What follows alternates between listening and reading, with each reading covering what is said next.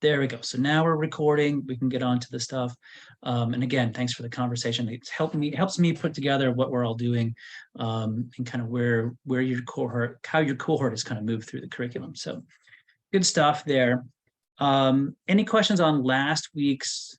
I usually want to start if there's any questions or any insights that you guys have had about last week's stuff about, what is literacy? Have we have anybody have any little aha moments over the week, or something in class where you're like, oh yeah, look at that, there it is, right? There's multiliteracies, or there's a something that G talked about. And it's fine if you don't. I actually have one. Yeah. And hey, I'm so sorry. Got a poppers. We talked about how to the skill of Googling, like we talked about the literacy skill of Googling, because no, don't follow me. Of course I'm going to follow you. So SparkNotes, I don't know if anyone else uses SparkNotes like online to project when they're teaching Shakespeare, but I'm teaching Macbeth and Romeo and Juliet right now because we goofed. And they are taking away the modern translation for free, which is really a bummer because I also used that in college when I had Swan, which was like necessary when I had Swan. And so they still have all the PDFs of like the No Fear modern translation though on the internet. So like if you type in No Fear Shakespeare Macbeth PDF, the PDF will still pop up and you can still get that. So I let all of my students know that, because I said, we teach Shakespeare here at this school every single year. It is a requirement by our department head. You should know this. That is a skill. I said, Googling is a skill. It's not something that you just know how to do. I know that you guys haven't been taught. So I'm going to tell you right now, Google it with PDF. Right, right. So no, that's a good point. And so I put in the chat, just a little pin here. We can talk about this in terms of information literacy. And that is, I think, a very sorely neglected point, even here at UNI and even at ISU and U of I and other universities. We're doing a pretty bad job, I think, as a society, teaching basic kinds of info literacy skills, given the development of Google, Meta, social media. I mean, most of the anti-vaccination stuff and the January 6th stuff is pretty much tied to mis and disinformation campaigns, right? The whole early support for Russia in their war against Ukraine, again, massive mis and disinformation campaigns. And we know that there are bots that are being programmed in Russia and Belarus and places like that are farming out these Twitter messages. That's part of why Elon Musk was all in a Twitter over Twitter. Sorry, couldn't help myself. Right, we know that there's a lot of stuff, and so people are believing these absolutely ludicrous kinds of stories and narratives, and they're acting on them, right? And then that has political consequences. So good. I wanted to at least put that in there. Amanda, you had a question, then Alexis. Yeah, I think it's less of a question and just more of a statement or connection. Yeah. But no, I was just going to say that media literacy is so important. And just on that topic, like, because I teach one class that's perspectives in literature, and I don't know if I talk about it too much, but it's 11th and 12th grade, and media literacy is a big focus. And this year, during the first unit, I incorporated a documentary. It's kind of our postmodern like literature course and media literacy. But there's a documentary on Canopy called Trust Me that goes through a lot of like explaining the bots and the real life ramifications of people like from other countries causing problems or feuds between groups of people here, like exploiting our social problems, right, to gain power, keep us distracted. And it was interesting to watch with my students, and they had a whole teaching guide on it. And so I don't know, for everyone there, the Trust Me documentary, and then I was able to get our librarian to get us resources for that too. But like, you need to be talking about it now, really. It's almost too far not to. So Trust Me is a document. Yeah, here we go. Here's Trust Me documentary. I'll just pop that into the message chat so everybody can see that too. But yeah, and I also put in there too, not only that Trust Me documentary that you're talking about, Amanda, but also just a quick little thing, because sometimes there's news media articles that get behind this paywall and students can't access them, but there are ways to kind of get around that, right? Instead of having this information that, is in circulation, but it's not, and try to get around that hierarchical, that socioeconomic divide of who can have their New York Times subscription and their, we're with all the famous talking heads, blah, blah, blah, right? Just to kind of, dampen that a little bit. There's other ways around that, using a cached version of something. I use that for the Atlantic quite a bit because they have stuff I want to talk about or show to students. Alexis, you have your hand up too. It was more of a comment. I was last semester, before I withdrew, I was in a Comm Third class of andragogy, and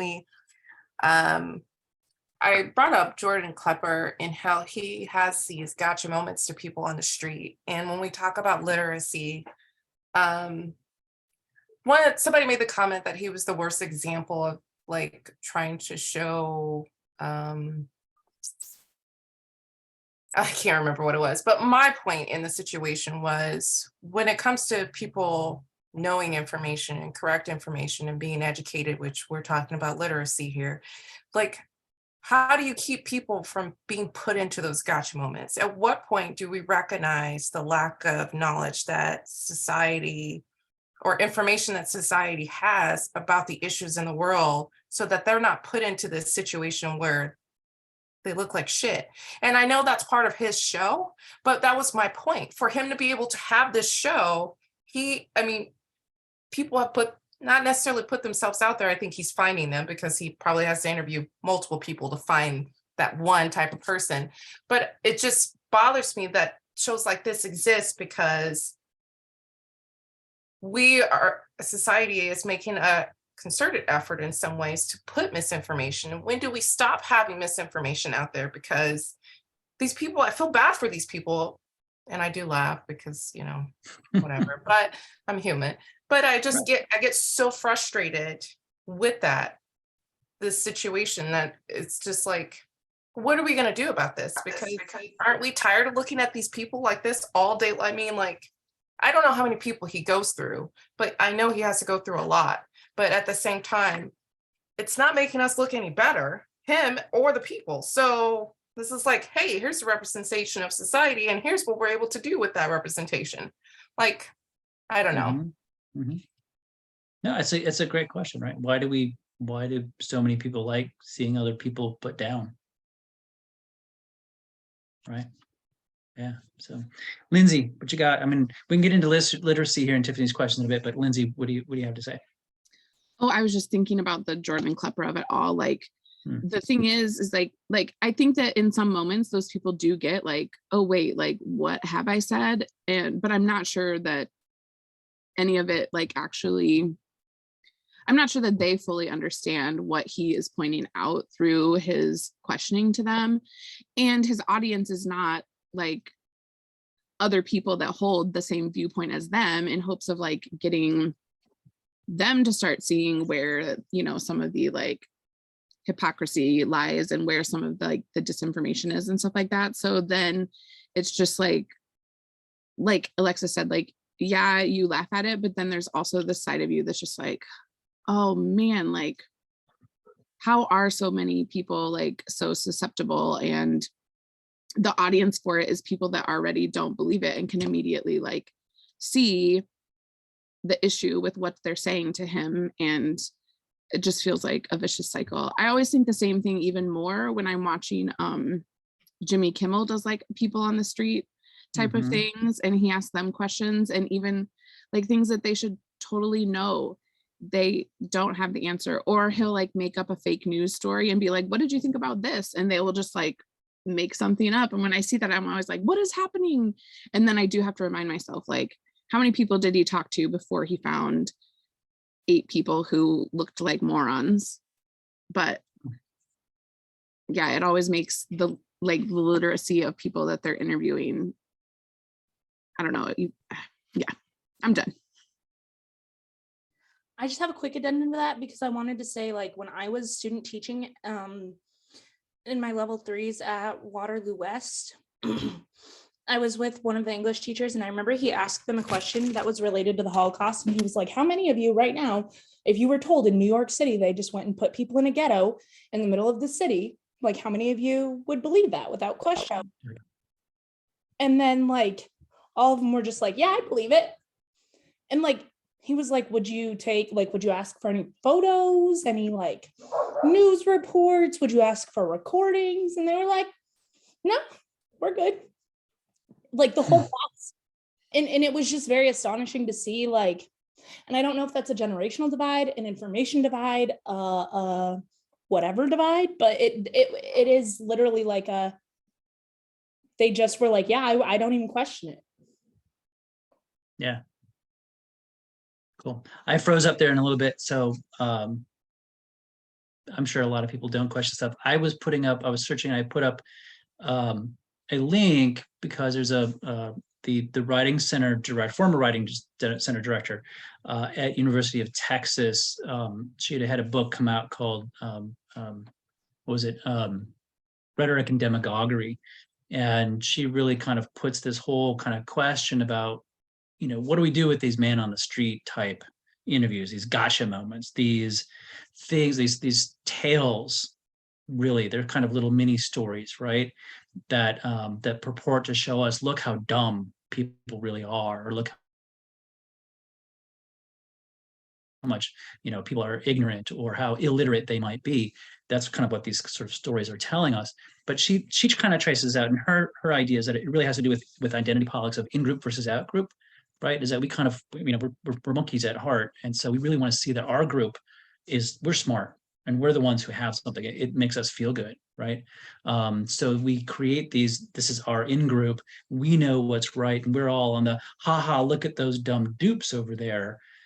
Be they people on the street who don't know anything, be it certain stereotypes that we create about, I don't know, Appalachian people, or whatever, name your identity category or whatever, right? So that becomes a structure kind of our politics, is really fostering these narratives about our in-group is better and this out-group is, look how dumb they are.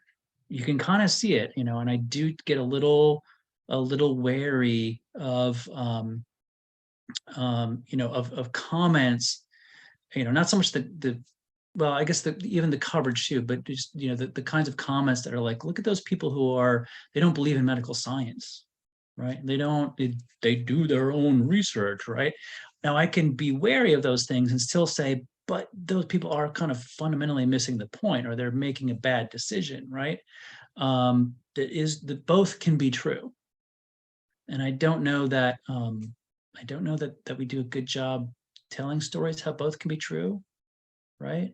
Whatever your political leanings are, when my kids woke up after the election in 2016, and we realized that Trump was going to be the next president of the United States, I told my kids, who were both one was in high school, one was in middle school, and I said, now, CF's kind of it's mostly Democrat, but there's still some students who are not, and pretty fervently not. And so if you hear stuff, just remember that that out of the people who voted Trump in, one of the people was your grandma,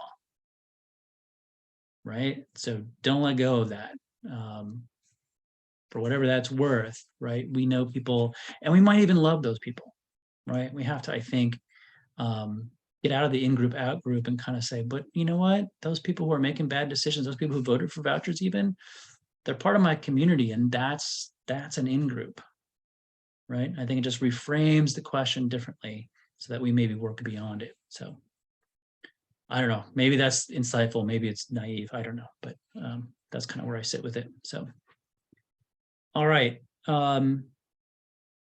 Tiffany, do you have space and bandwidth to lead us through some of your questions right now? Yeah. Yeah, you want to do that?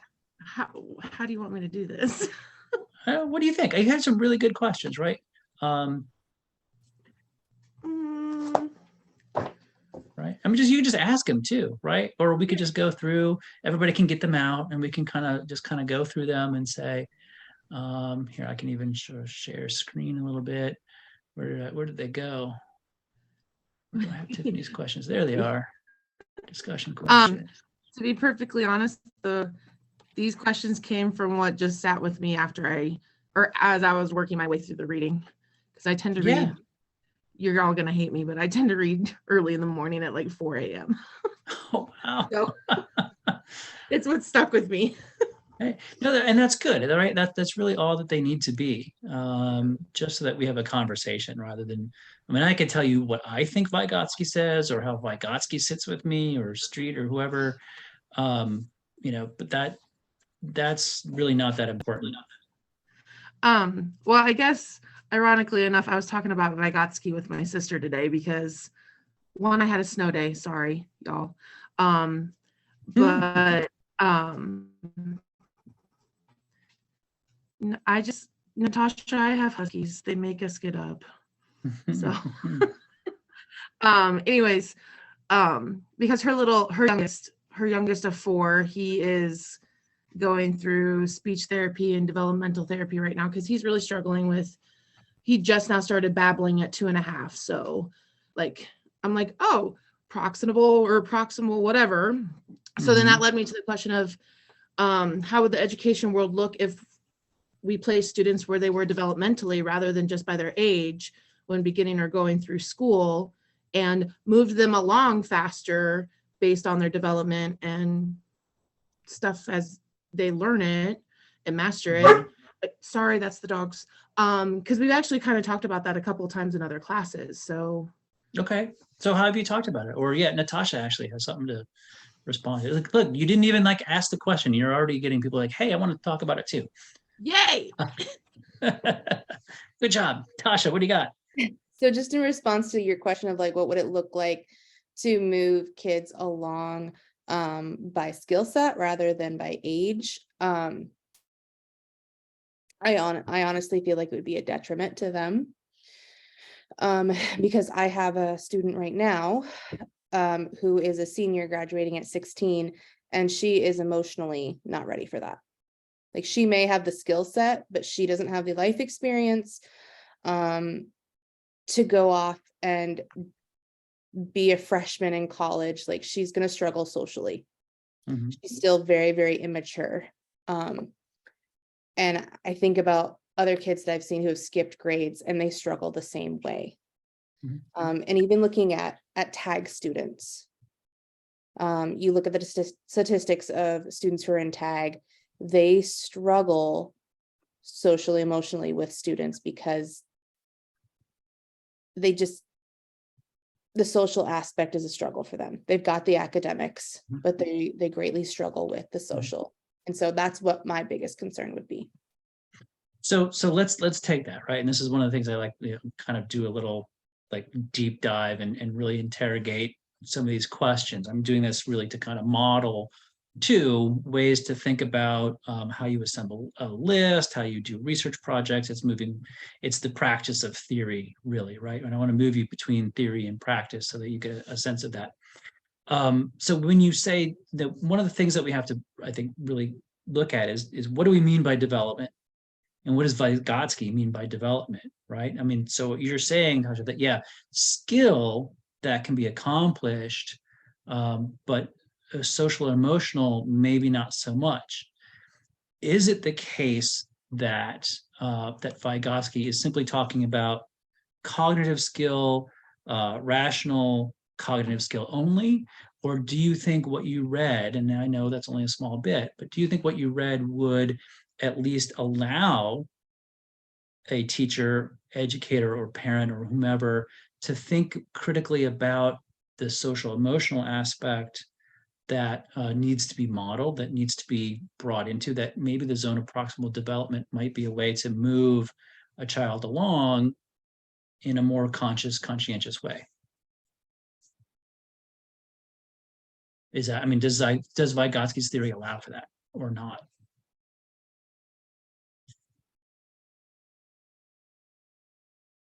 So Could what do you you say I mean, it does allow for that because it talks about the whole aspect of moving them along that development line with the imitation of skills and imitating the teacher, which could also be the parent, of course. sure, right? I mean, in some sense, I think this is timely because it touches back on that whole, what we're just talking about with, with what we see about how our society is structured, how we treat other people with the gotcha moments, the people on the street making them look like, those literacies that we get through media, right? It's like, this is how you treat people. Are there ways in which we might use zone of proximal development to say, we don't treat people like that in all cases, or we don't treat people like that because it's wrong, right? Are there ways that maybe we could theorize that a little bit and say, yeah, perhaps, yeah, I don't know, maybe through literary examples, through literature, through story, right? Through other kinds of media that maybe they're not exposed to on a regular basis, right?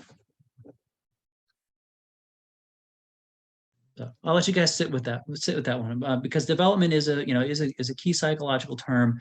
And I just want to point out, in fact, one of my notes was that development in Vygotsky's context, you have to remember he's developing this in 1929, right? So it's a really long time ago. Freud was still alive and kicking at this point. But you also had things like Erik Erikson, you had Jean Piaget, and others who Vygotsky was reading. He didn't meet any of these people, but he was reading them, and a lot of them had just sort of this basic, it's just natural development that all human beings go through, right? They all go through the oral phase and then the anal phase and then whatever, or Erikson's models, or even Piaget has a developmental scheme that human beings just sort of by default go through. And Vygotsky is like, well, no, right? It's more informed by society, by culture. Now, he doesn't go so far as I think as we take him today, but he does kind of plant the seeds here for thinking about, yeah, there's something. Society is a big part of education, not just a particular teacher, right? How we treat each other is something, our own psychology, our own psychological makeup is given to us in some sense by society. It's not just an idiosyncratic individual thing. Does that make sense? Right?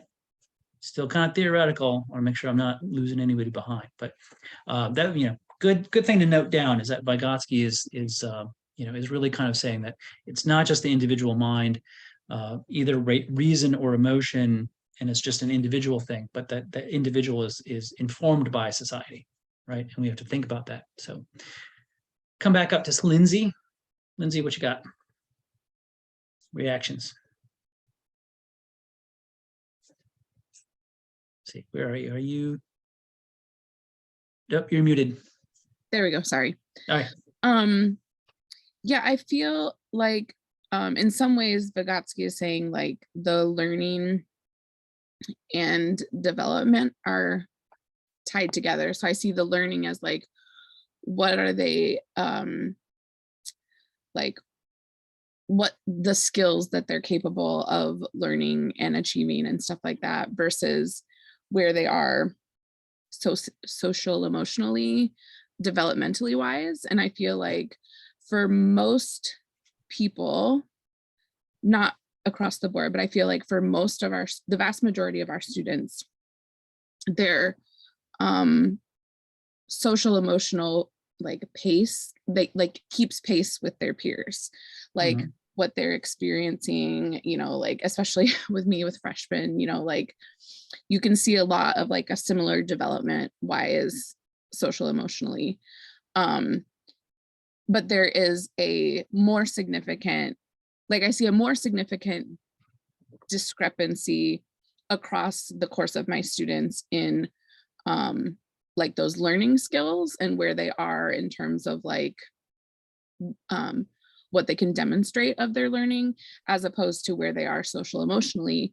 And back to kind of what Tasha was saying, on both ends of the spectrum, like the kids who are really like go with their learning and it's really like all of it's working, there's not like a social emotional also advancement. Their social emotional is still where their peers are a lot of times.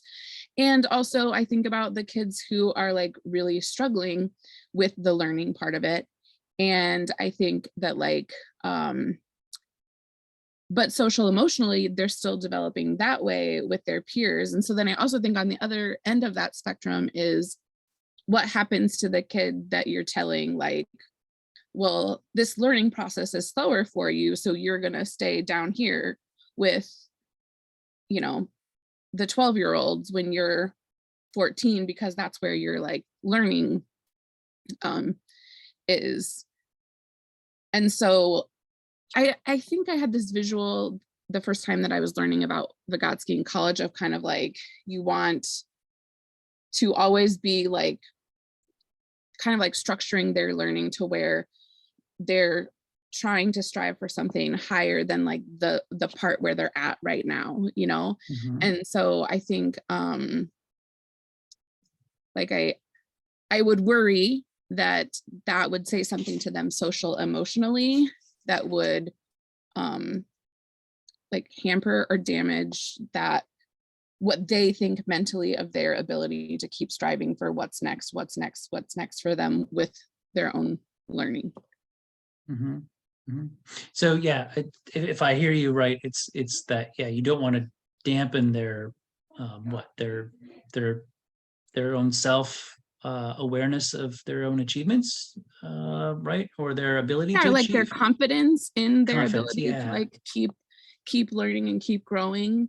If they're feeling like, well, I'm 14 but I'm stuck with these 12-year-olds, well, they must be saying that I'm not smart enough to do what my peers are doing. And so, you know, I always worry about students giving up and feeling like they give up on learning. And what messages do they get that sometimes they tell themselves that, even though that's not the truth about what they're capable of. We can, you know, tell ourselves a lot of things that in the end can like damage what we're capable of.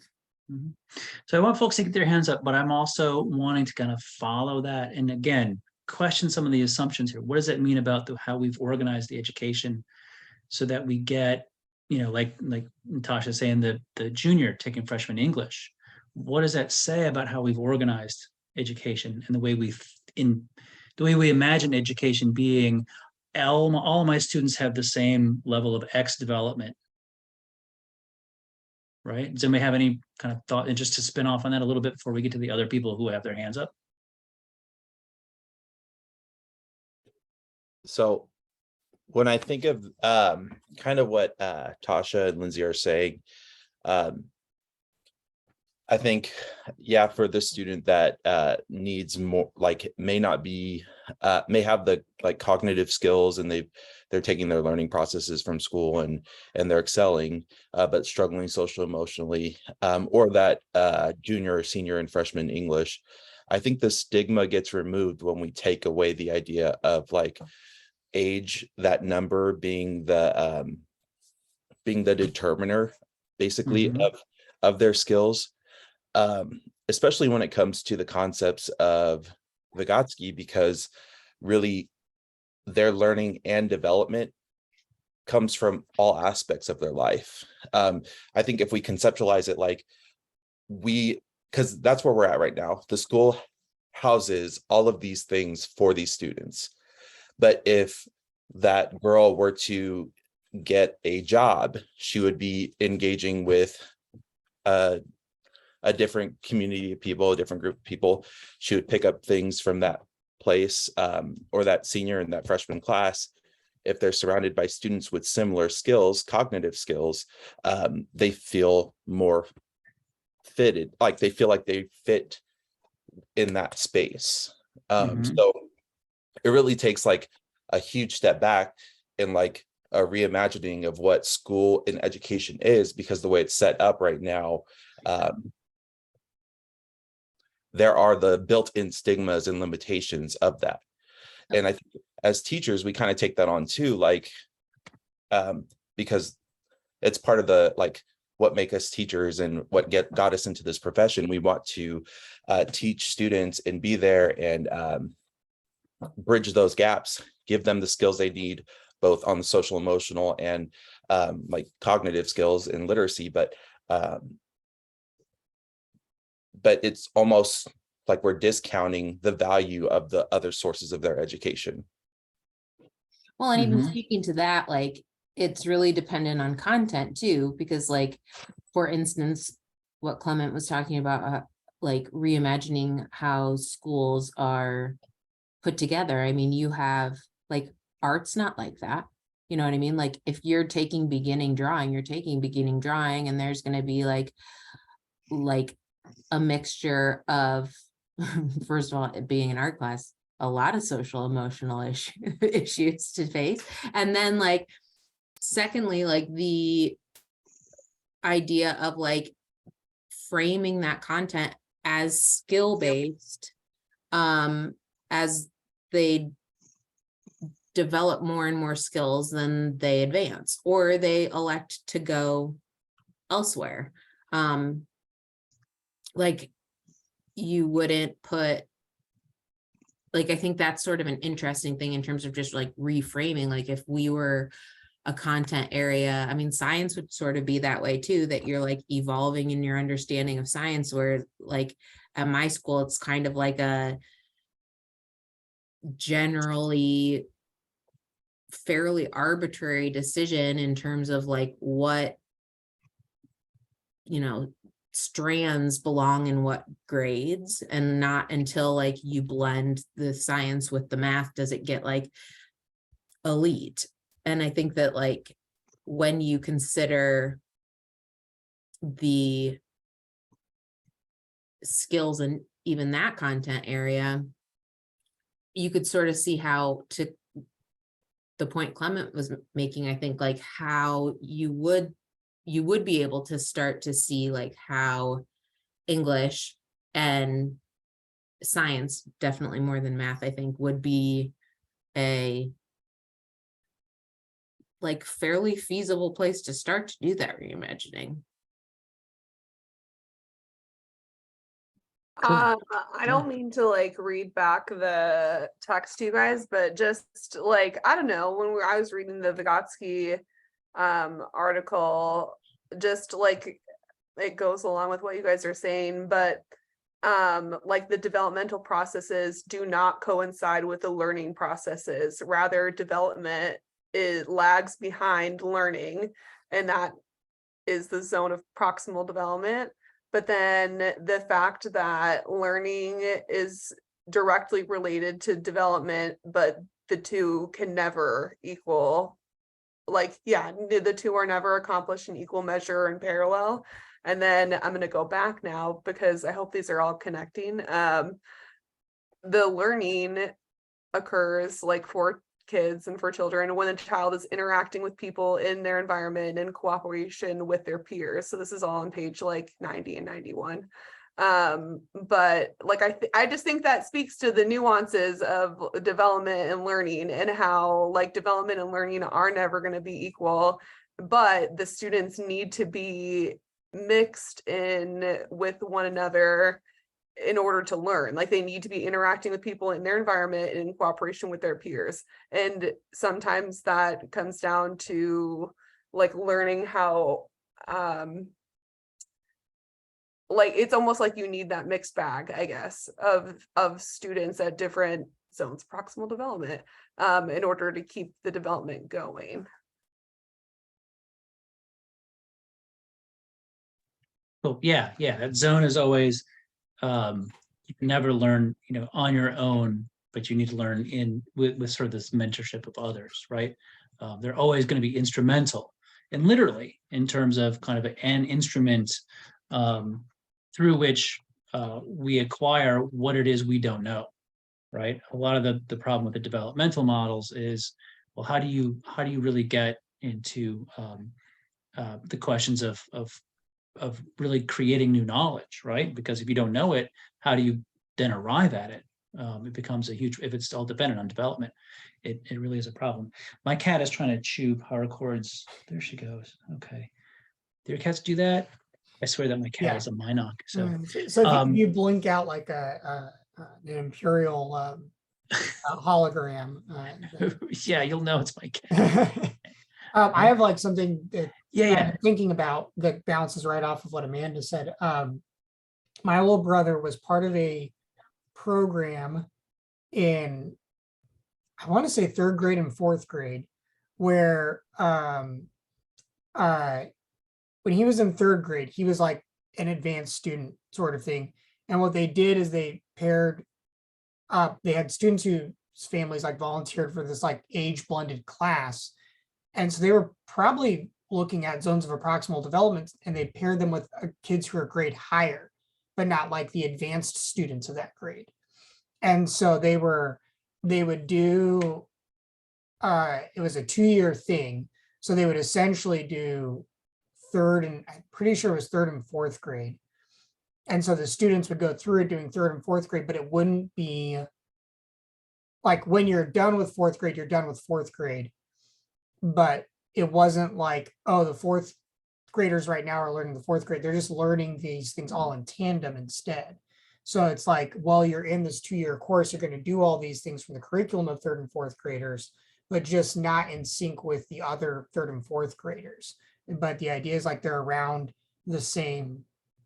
I was in middle school, my brother was doing this. So I'm guessing there was probably some conversation about zones of proximal development that happened somewhere that led to this, because it tracks with that.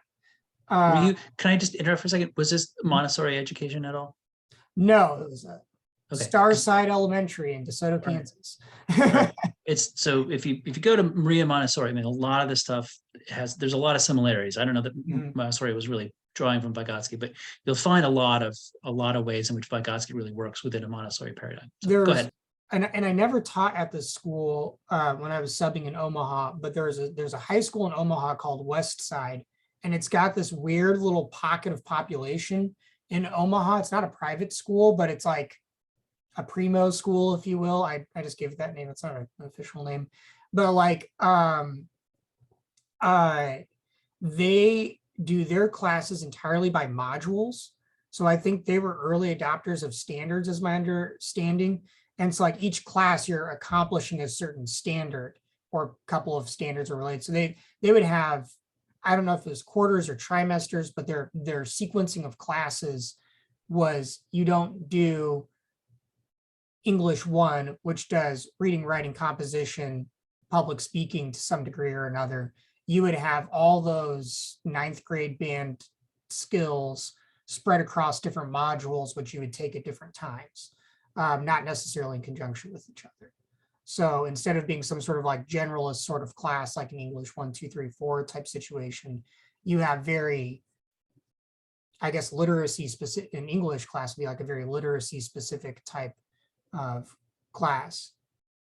So that's I think another direction that would go. So you're just at wherever you're at, and that tracks along in a progression like a math class or art class or something like that, and has a direction to go.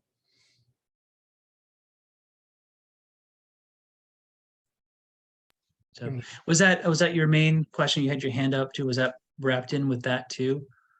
Yeah, because that's all kind of back to the original question here with Vygotsky, and like, would it work if it was development versus age? And it's just like, well, these are things I know of that are attempting that. And I know as high school teachers, oftentimes we're like, oh man, they just pass everybody along to the high school, but it's like goes back to that age group stigma where it's like, I wouldn't really want those kids to be trapped in middle school. Like that sounds bad. Like my older brother had to do a 2nd year of kindergarten because his social age wasn't quite right. And, now we have AK and stuff, but like that was a chip on his shoulder all the way through college that he got held back in kindergarten. So, yeah. Right on. Yeah. So yeah. And then I was, Zach there too, just commenting on, some of these schemes that we have to like match older and younger, or more developed and less developed, and things like that, which, I can see it, and I think it can work in some cases, but it also seems to me a bit kind of reductive to what Vygotsky is really saying in here, right? Because look at this thing, this actual development level, right? He's kind of positing something that we're not really sure that I know that really is an objective measure, right? Yeah, right. You might not be doing it right if you do that. And I'm not saying those are bad schemes. I'm just saying that they tend to be kind of like lowest common denominator stuff. The Kagan method is, if it's not working, you're not doing it right, Yeah. according to Okay. them, Yeah. because right. they're a very paid for curriculum type setup. Oh, gotcha. Like, Okay. you can go to their conferences and you're like, well, what if I'm going to do this? It's like, well, you could do that, but really you're just doing it the old way, and you're not doing it with our researched Kagan TM copyright trademark method. So yeah, anything with a TM is kind of like we have the quality matter stuff that we have to do to do this distance ed. I mean, it's a racket. It's for profit. Yeah. So I would just kind of look at some of this. He's got the definition, the zone of proximal development, right? The distance between actual development level is determined by independent problem solving, and the level of potential as determined through problem solving under adult guidance or in collaboration with more capable peers, right? It's a very vague, and it can be very elusive, but it's not just simply a matter of like, oh, well, we'll just match older and younger, or more experienced and less experienced, and it'll kind of shake out, or that will somehow improve things. It's got to be, I think, a little bit more structured on what are the exact achievements or the outcomes or the goals that you really want to see in here, right? And it is kind of psychometric at the end of the day, which has its own problems, because you have to assess it. You have to kind of figure out what that is, right? But this is a foundational, because it's so capacious, it's foundational to lots of kind of stuff. So Lindsay, you're the only one with the hand up here, so, and then we'll move on to some other stuff after your comment. I just started thinking, I was thinking about this whole, because my mind just can't wrap around English, like how do you remove barriers? Like I was thinking when Clement was talking, and the whole example of the junior with in the freshman class, and I have sophomores and stuff in my freshman English, and I'm like, I don't know, I feel like as long as you keep labeling the classes and they have this progression, English 1, English 2, English 3, English 4, whatever your school is doing, it's like the kids know, like they know I'm in the first level of this class or whatever, even though I'm in my third year of school. And then I started thinking about band, and I'm like, kids come into band in high school, and the 9th graders should not theoretically have the same skill level as the seniors, but they still come to this class and they all play together, and somehow, they're able to manage this like 4 years different in terms of, or 3 years difference in terms of experience. So then I started to think, like, what if English class becomes like, what if it becomes almost like a purely like elective based system, where you say like, okay, here are the 12 English classes or whatever that you can take over the course of high school. You're required to enroll in at least 3 writing classes, 3 lit based classes, a speech class, and whatever, so that the students have more choice. And it's not like these are the ones that are only for freshmen, these are the ones. Well, I think like if they take, that's the point of like having, sorry, I saw the how would the standards be met. If they have to take so many lit classes, then they're getting lit standards over the course of high school. If they have to take so many writing classes, they're meeting the writing standards, speech, like all of that. And so then you would have also like, I don't know if this works, I just needed my mind to have an idea and not be stuck in but this is the way that it works and I don't know how to change it. But that you could have kids where it's not a stigma, it's just like, right now I'm choosing to take the this writing class, and so I have some sophomores and I have some juniors, and the ways that that might benefit them in terms of like proximal zone and what they could achieve when they could see like a junior's thinking level. It's just a thought. And I was excited to finally have a thought of like some way it might possibly be able to work differently. No, that's good, right? You're learning, right? I'm structuring something. I hope I'm structuring something so that what you didn't know you knew, you can reach up there, right? I don't know. I don't want to take too much credit, really, but because it's all on you. You're doing the work. Sarah, you have something that I see that you're responding to, and then Anna.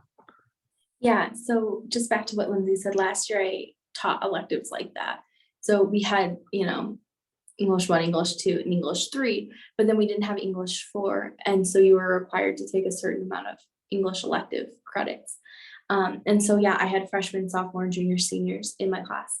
And what we would do is we would just go with the 11, 12 standards for 11th grade and 12th grade. So we would just go to those higher standards. And obviously that gives a little bit of leeway. You have to meet the freshmen and the sophomores, like where they're at, but it worked really well. I feel like to have those electives where, you could have those deeper conversations that the higher level students would bring to the group. But then you could also have those freshmen who were really growing in their English. So yeah, it can work. I think it works really well. And I like that idea. Awesome. Anna, you have something real quick? Is this your main question, or are you responding? Well, I am always trying to think in terms of the practicalities. So like, what does this actually look like when I've seen it or haven't seen it? And I keep coming back to the conundrum we're having at our school, where we've just decided as a district to get rid of tracked math classes. And I know it's math classes, but the rationale behind it that the math teachers were explained was that well, if English can do it and differentiate within a classroom for all of the readiness, then math shouldn't be altogether different. I mean, because what they were finding, and there's mixed results, I think, at best, but right now, but what they got rid of, to Chris's question, was the remediation level that became that tracking piece for kids that weren't getting social emotional needs met, of seeing a role model or aspiration in the class, and then their behavior suffered, which then obviously learning couldn't be done. But alternatively, one of the most formative experiences I've had in my teaching career was when I taught co-taught language arts for ELL 8th graders, and how without this is very predominant theories in English language learner education when you talk about mainstreaming, but what we were fearing in terms of you see them holding on to the stigma of their English acquisition in a mixed level class, and then what they compensate for. Typically, in my experience, what happened to create this class was what we were noticing, that their behavior issues in mainstream classes were so disruptive to their own education that we need to try something different. They couldn't compete, they couldn't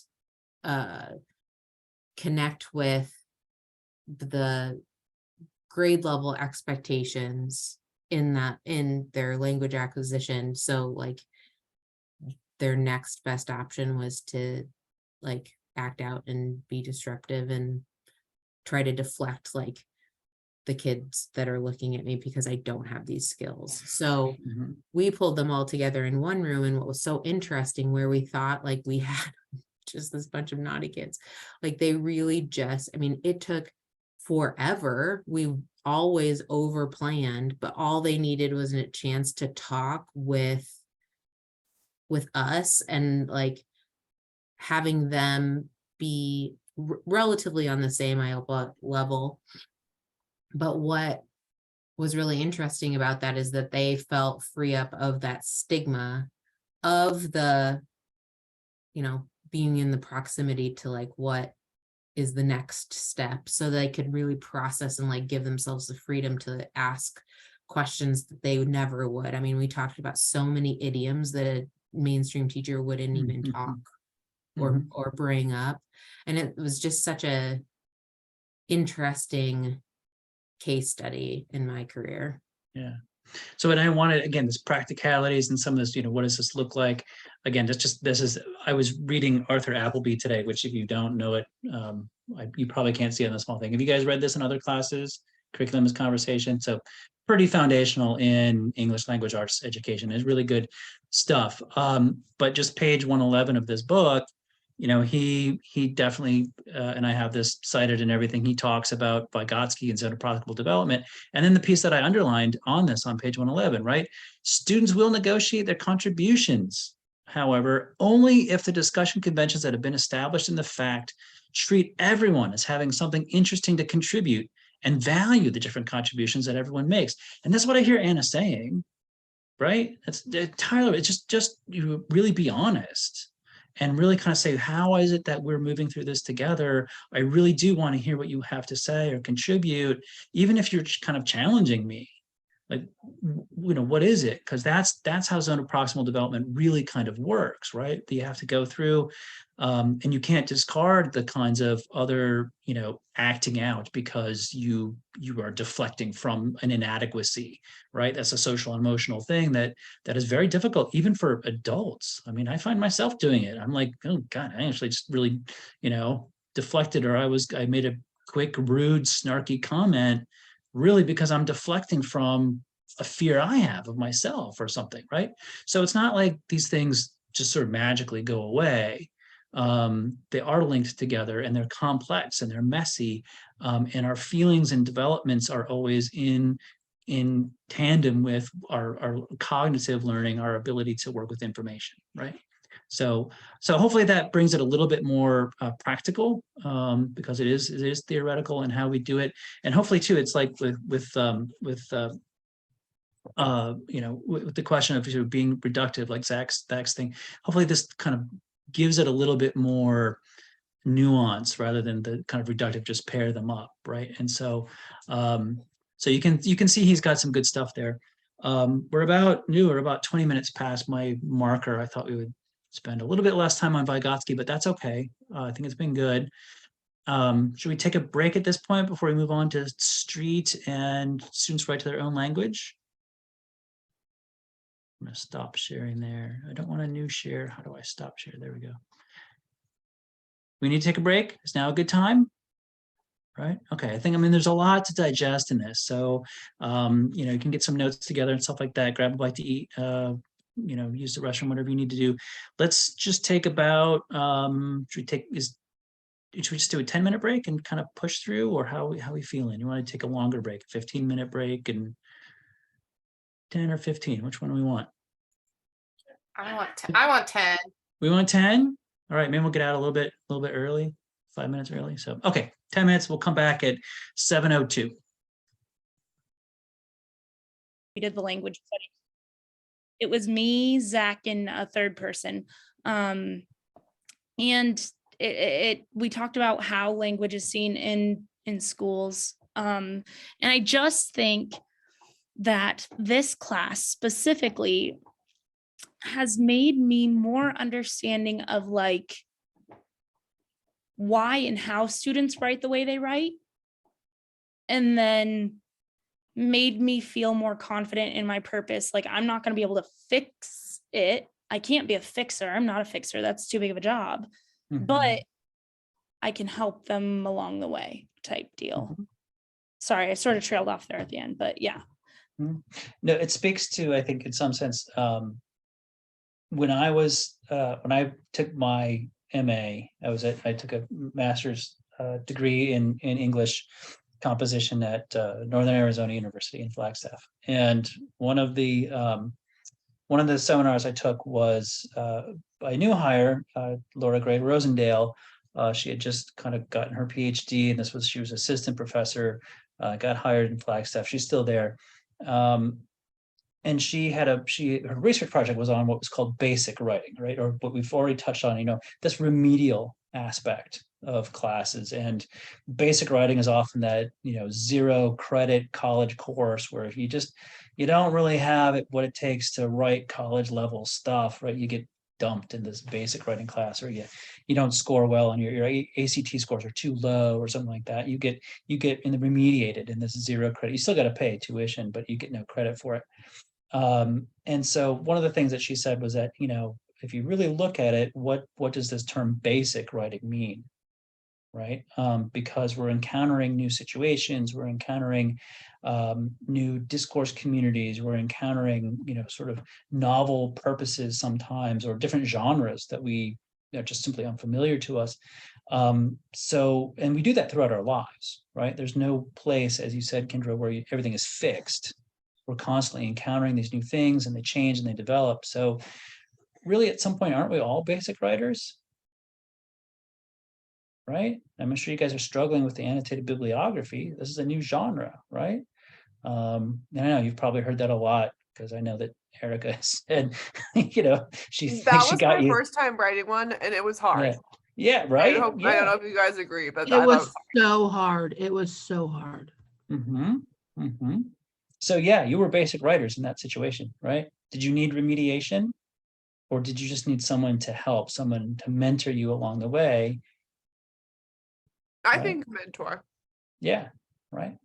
So yeah, I just want to kind of respond with that. I think that really kind of gets at the heart of kind of what Vygotsky is really showing us there. So and I kind of spoke to what I heard Kendra saying. So Alexis, you have something. You had your hand up. You've been patient.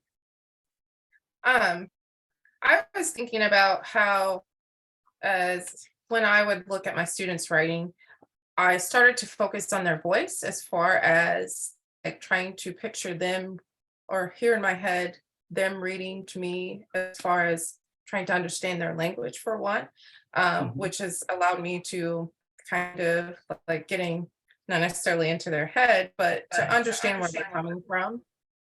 To understand where they're coming from in their writing, to better, like, to find that context, right? That background that's bringing them to this opinion, or that's helped them draw this conclusion. I've tried to find their voice in their writing more intentionally than before.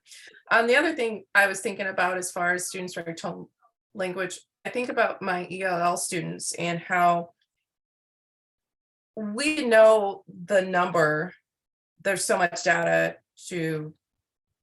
out there to tell us what dialect the people that come here. And I don't know why it's so hard for our students to find material, especially for ELA, as far as, because that's my specialty, right?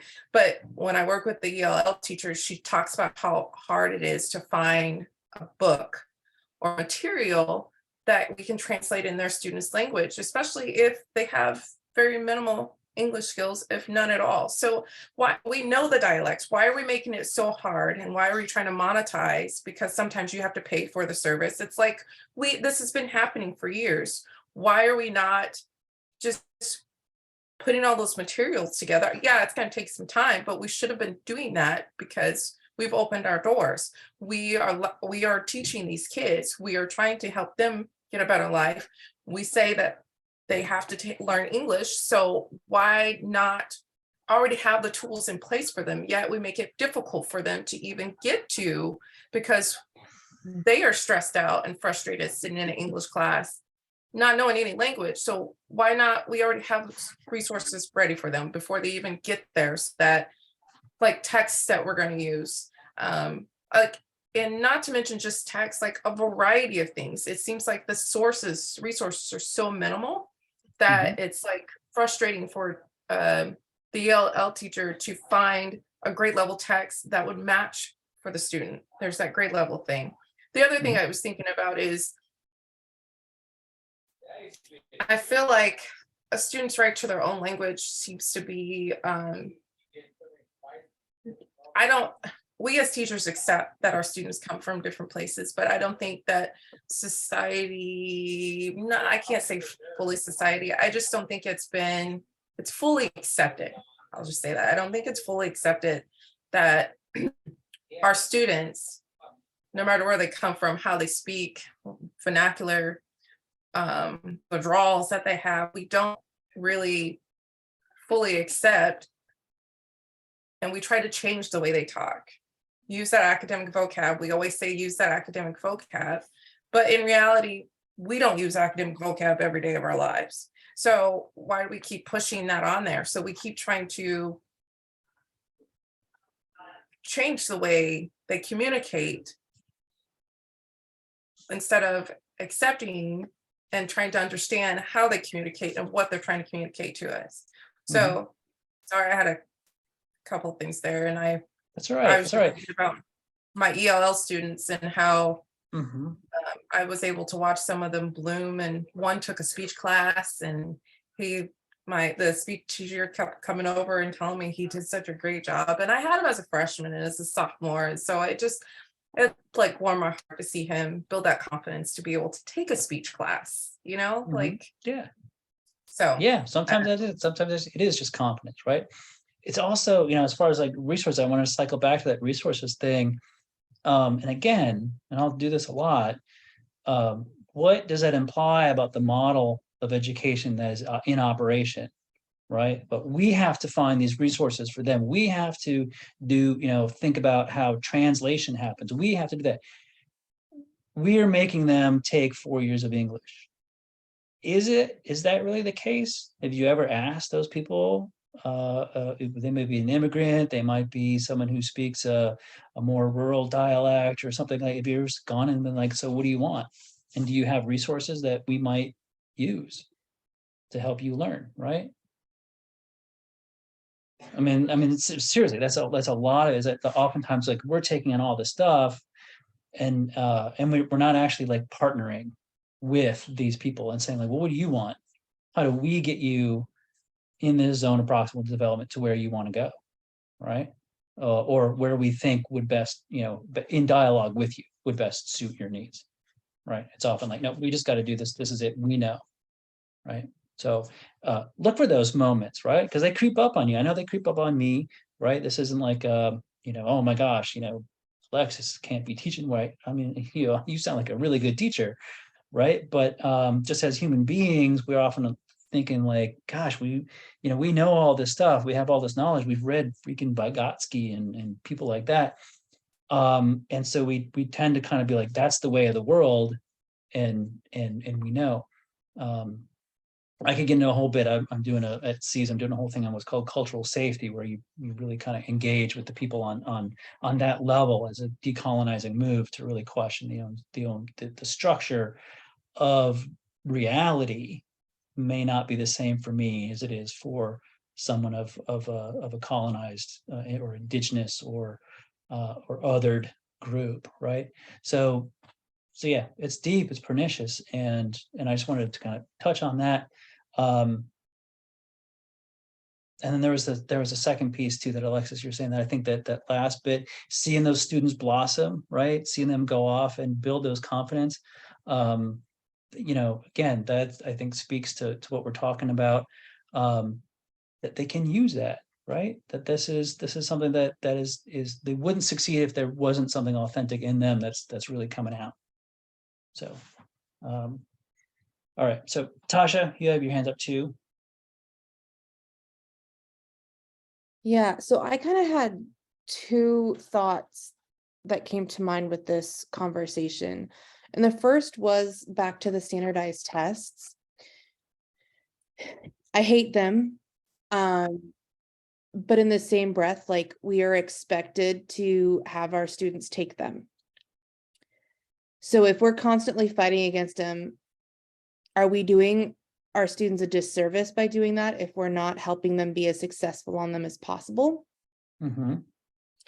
That was kind of the thought that came to mind, because like, we have 3 English teachers at our school and we talk about our tests. The junior English teacher, hers are all online, they're all multiple choice, so she doesn't have to grade anything. The computer does it. Our sophomore English teacher, hers are paper, but they are multiple choice, short answer, true or false. Like, there's a lot of different ones. And then I don't give tests. I hate them. I don't think they adequately challenge my students. I'd rather give them an option of how they want to be assessed. So anywhere from a paper to a 1-pager, or, you know, something else. And the junior teacher came up to me and she's like, you're doing them a disservice by not having them take tests, because you can still have those projects, but when they go to take those standardized tests, they're not familiar with the format. They're not familiar with the question asking. Mm-hmm. And by you not teaching them that, then you're not meeting their needs. Mm-hmm. And I kind of get what she's saying, but I also just don't think it helps them, Mm-hmm. other than No. help.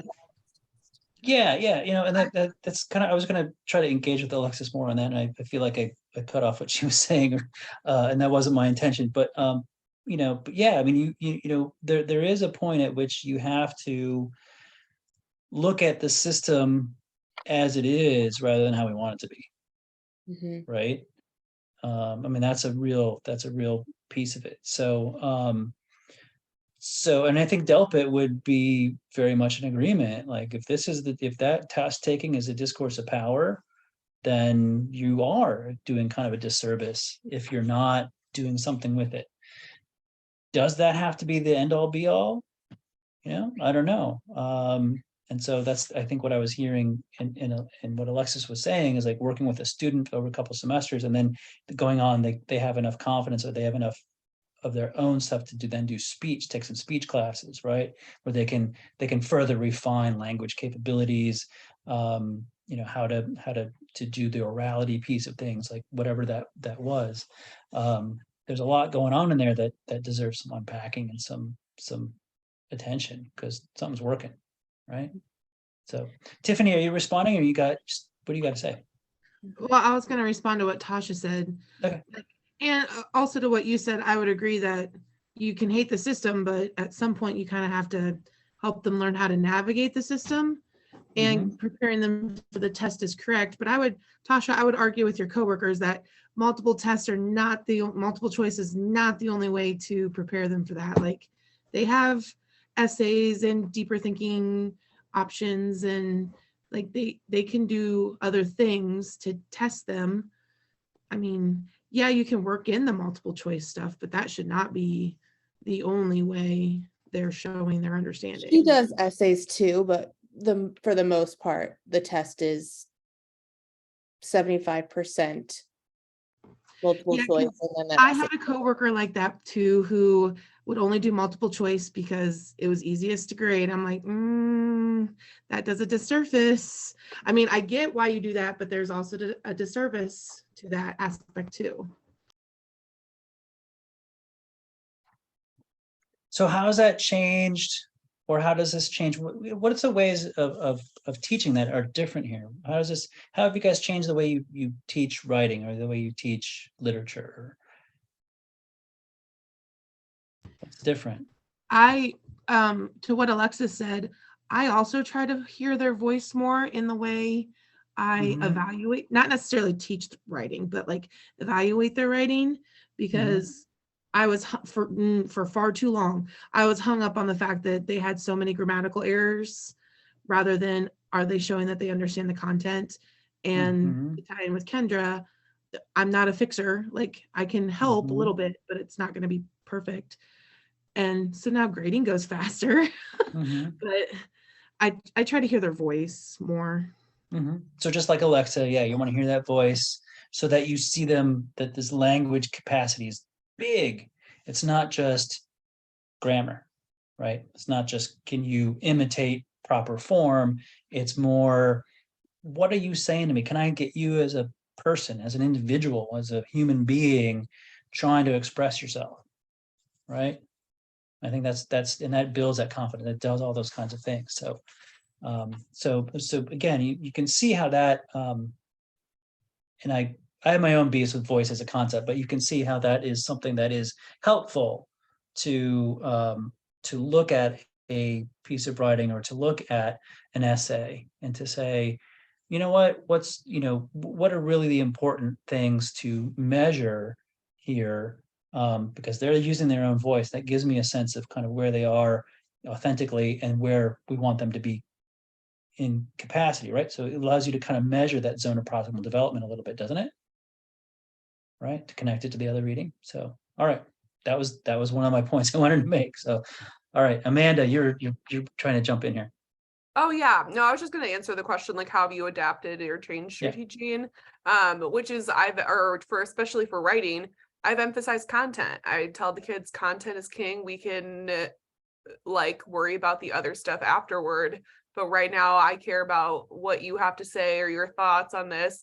Like, let's get it out verbally, have you write it down, and then, we can go back to that nuts and bolts stuff, because it's not that it's not important, but it's that right now your ideas matter more than anything else. You need to be able to get your ideas down, like from your head to paper.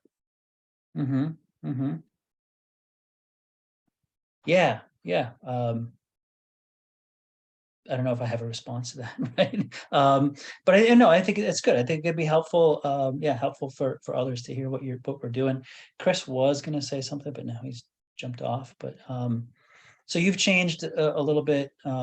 Is it because of these classes? I mean, that might be something we can also talk about. What allows you to grow as a teacher, right, Alexis? I was just going to go back to the process of writing. Like, I got really tired of hearing, well, I don't know what to write. And that drove me insane. And it's like, I know you have thoughts in your head, and I would like to see those thoughts on paper. So I've kind of always like I do a justification for the writing piece, because in that justification, it's just them spewing their opinions about their topic that they've been able to draw from when they've started building up on their writing. Because when it comes down to sharing your opinions and drawing these conclusions and piecing it together for your reader, they keep ignoring that they've already got these ideas in their head and they're not using that information to put it together. So I started justifications at the beginning of a writing piece, so that when they say, well, I don't know what to write about, well, you wrote about something here. What about this? Can you elaborate on this a little bit more? So I started to get them to try to justify and tell me why they're writing about this before they even got to the writing piece or the research piece, because they already had their ideas ahead of time. And it seems to have done a lot better in regards to my students writing, them coming up with the ideas. So as far as what I think I'm proud of, I think it's, that's one of the things that I've been able to recognize that has helped significantly. Because before it was like, here's your topic of research, what's an outline, let's work on a thesis. But I think allowing them to just freely write about it beforehand, justify, I'm writing this because I feel this way, I think this way. For me, that's been beneficial for my students' writing. And it's made me feel good about how I teach writing. I love it. I think that's great. What I'm hearing in that is that you do something I think similar to what I do, is you have the students do the rhetorical invention part, the pre-writing part, right? Because every piece of writing has to have a purpose. Otherwise, what are you writing for? Why, right? And you're asking them, justify, right? So there's a purpose. Now they're purpose driven in their writing, and they're not just like, I don't know, I just want to get it done so I don't have, I just get that grade, right? Now that it's something more than that. And then they can be like, so if I'm arguing this, if I have a purpose for it, well, who's that going to go to? Now you have an authentic audience, and they're not writing just for the teacher, just for Alexis, right? Or do they call you Ms. Noring or Mrs. Noring, or what do they call you? What do you have kids call you? Well, it could be Miss Boring, Miss Snoring, or Miss Boring. So Right, they'll make up names. Well, and I had a senior one time when I my first school. She says, "Why do you let kids call you one of those things?" I said, "Well, if I can control what they call me, then I would like to do that because they could call me a lot worse." So Yeah. Mm-hmm. Right on. No, that's smart. That's smart. But you see what I'm saying? Like you're giving, maybe that's where that voice and why that student's succeeding is you're giving them ownership of deciding the parameters of what they're doing a little bit, right? It's not the here's how you do it, and here's some sort of criteria by which we'll measure every single person in the class. You're giving them some of those things to say, so now I can figure out, as the teacher, I can figure out what they're going for. What are their aims and objectives? What are their measures? Where are they starting with? And maybe I need to nudge them a little bit this way or nudge them a little bit that way, but I can still kind of gauge a little bit of a zone of proximal development so that they get somewhere, I get them on their way, right? Because they have a purpose now. They're like invested. It's not just this, I don't know, I got to write a research paper, right? Because we know those assignments are not fun, right?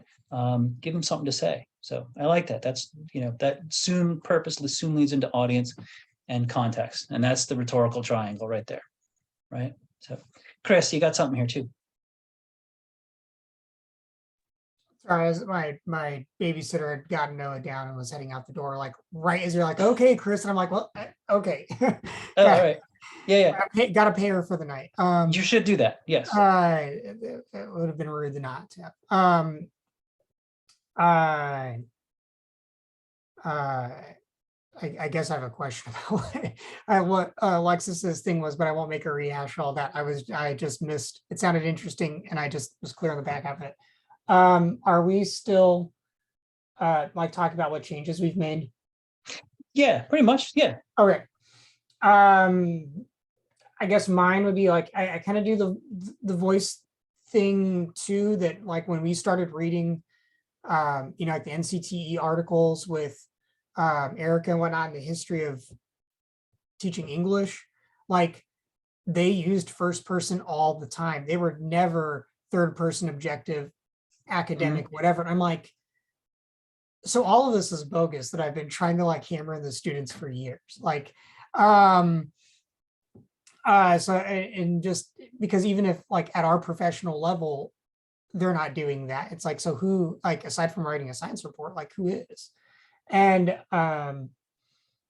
that some of those other things we talked about were like put a little more emphasis on revision, and like I think I just have a variation of the same point of like emphasize what you're trying to say. So it's the content idea, but like I'm like, figure out what you're trying to say and say it as like clearly and concisely and as like effectively as possible. So like you have to consider audience and all that. And it's just I wish I could do. I'm kind of like locked into what I can do at Linmar sometimes, because there's always 4 other people teaching the same thing I am, and we have to do relatively the same thing when it comes down to assessments. So I can't go totally off book and be like, do some project-based learning stuff, because then they're like, all the project-based learning people are like, oh, we already do that in Venture. We're like, we need to teach them the academic things so they can do this. And it's just like, okay, it's hard for them to split from the really because like when we started doing standards-based grading, they were all up in arms about like, okay, so what do we do for quizzes anymore? I'm like, we don't do multiple choice quizzes. Like, it's simple as that. It's just not good testing procedure. Yeah, anyway, that was my 2 bits I had to add to that. Chris, have you ever used like the iSearch method? That sounds really familiar.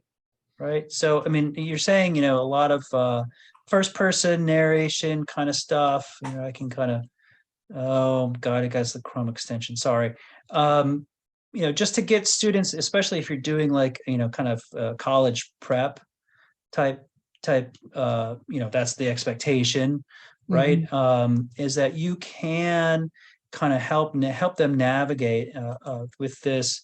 And again, this is, pretty much developed, hey, look at that, NCTE right there, right? Pretty much developed with, at least, some sort of Vygotskian context, if not Vygotsky, but really get them into like both information literacy and a kind of a self-directed inquiry, so that they write their draft, at least, is like, here, this is what I know this much, and I know it because, right? And then you take that draft of, I know this, I search, I found this out. So you center the students where they are in their development, because man, teenagers can be pretty self-referential. I mean, it's the whole world is through their own eyes, right? Always, everything. And how can parents possibly know anything different? They know. Anyway, so it kind of acknowledges that and says, okay, so now this is it. Now, now we can move you into a research paper or an academic, standard edited academic English type thing through that. So that just might be helpful for folks. So it's almost like you have the research, almost have like a rough draft that's like here's my opinion on the matter paper, and then you have them take that and develop that into, have them find that research for that idea. So you shift it, you can very easily shift it, like, I mean, some people just stop at the iSearch, and that might be developmentally appropriate for some students, or in some cases that's fine. But what I really like is that it gets them to practice the habits of research, to note where their sources are coming from, and it kind of moves them away from the everything is just what I know, and I'm it's the do your own research kind of thing, mentality, at least, and it shifts them to more. You can use it as a teacher to shift them more toward, well, yeah, you know that because so and so said something. Is that person trustworthy? Is it a credible source? Are there other sources that contradict it? And if so, why and why not? Like, it allows you to kind of have those conversations so that they have a better understanding moving on into those other arenas where those things are important, right? So it's also information literacy, which I think is really cool. So has anybody else used iSearch before?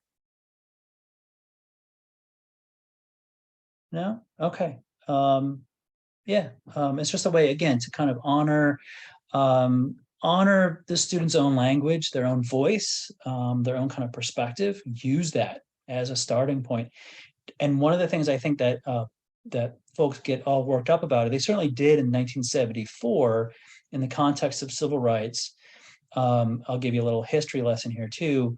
Kind of in the context of rulings like the state Supreme Court of Michigan in, I want to say 1972 or 73, I forget exactly what date, but around the same time, the state Supreme Court of Michigan, there was a case before them that was using Black vernacular English in the classroom, and somebody sued to stop that. And so the state Supreme Court of Michigan ruled, though, that African American vernacular English, AAVE, sometimes known as Ebonics, that is a legitimate linguistic dialect. And as such, you couldn't, it would be against the state constitution to prohibit it, because it was, there is no official language in the United States. English is not the official language. There is no official dialect. And in fact, African American vernacular English has very definite patterns, very definite repeated things, phrases that you can't even express within standard academic or standard edited English, right? I think it's Toni Morrison has a great bit on the different kinds of verb to be modalities in African American vernacular, right? So that you can express all kinds of conditions, all kinds of verb modes, like a continuous action of being or running, right? I think she uses the run, he be running, he be running, he running, he be running. Like the difference between those phrases in AAVE, they have a real difference, and they can express things that standard American English or standard edited English cannot, right? So yeah, if you use that, and I think this is Delpit's point, is to say, yeah, use that, right? But don't end there. Don't just stop with it.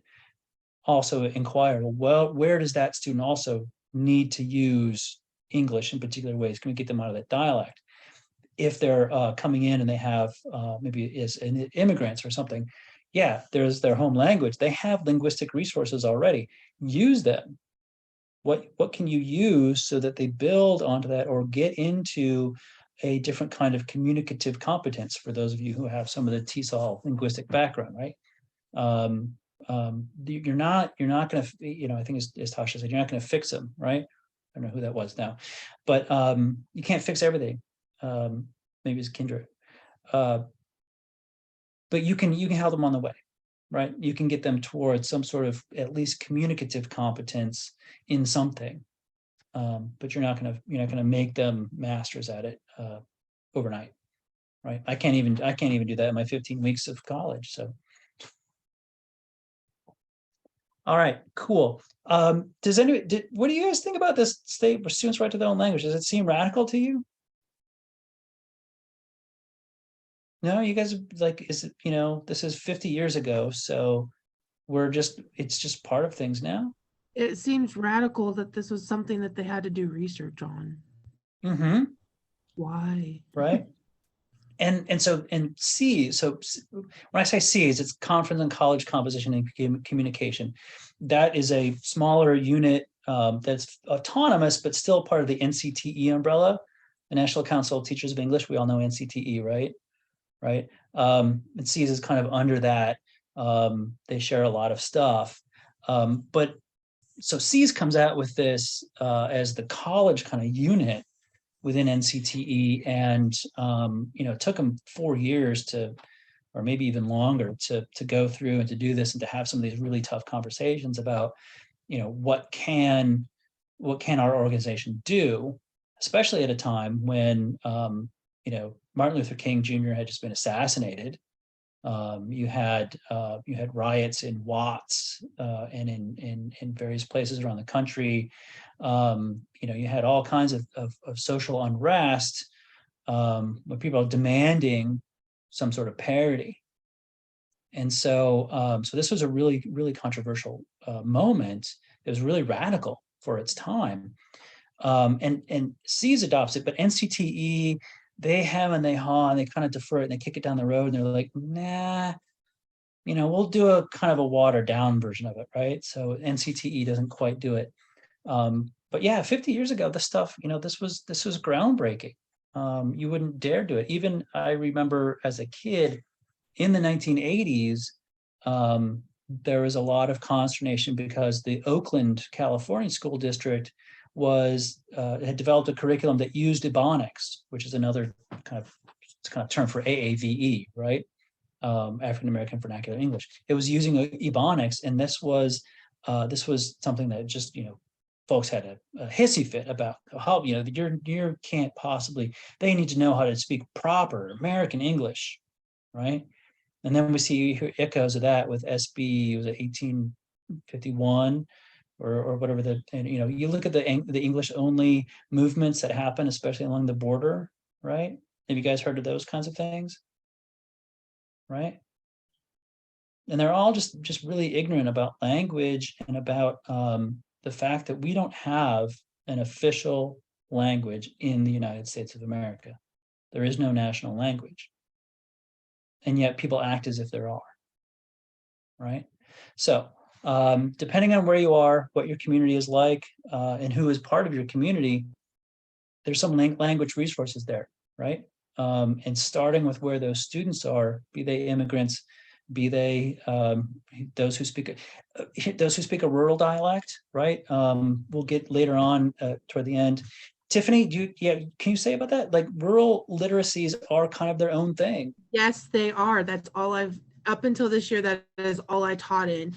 And even though I grew up in Oskaloosa, which is not an urban setting by any means, I really had to learn how to navigate the rural dialect. And now that I'm not in it, I have to readjust to it. And it's a thing. Mm-hmm. Yeah. So there's the sense that we're not, that Iowa is not diverse.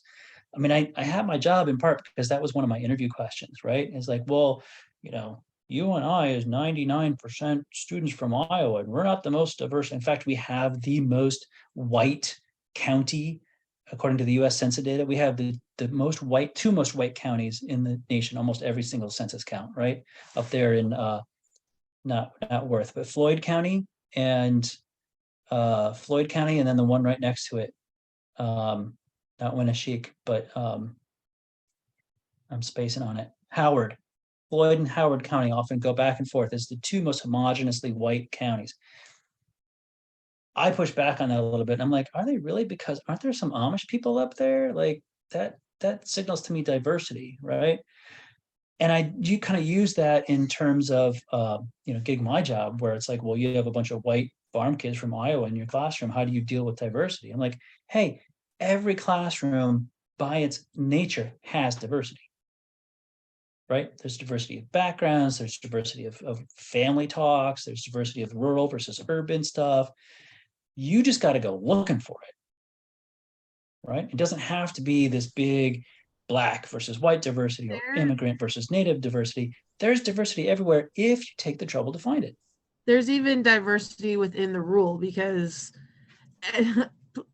please don't think that this is derogatory because they say it themselves.